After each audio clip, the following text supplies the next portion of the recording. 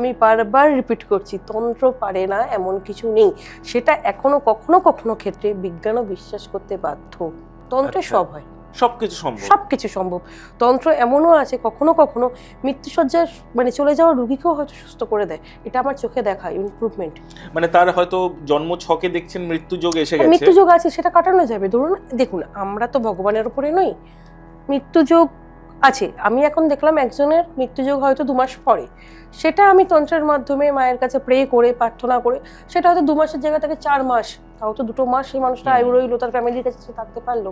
এইটা তন্ত্রের মাধ্যমে করা যায়। আর কি কি করা সম্ভব তন্ত্রের মধ্যে অনেক কিছুই করা সম্ভব। যেমন ধরুন এই ইদানিং অনেকের দেখবেন আইভিএফ করতে হয়, মানে সন্তান হচ্ছে না, সেক্ষেত্রে সন্তান যে জন্ম দেবে করা সম্ভব।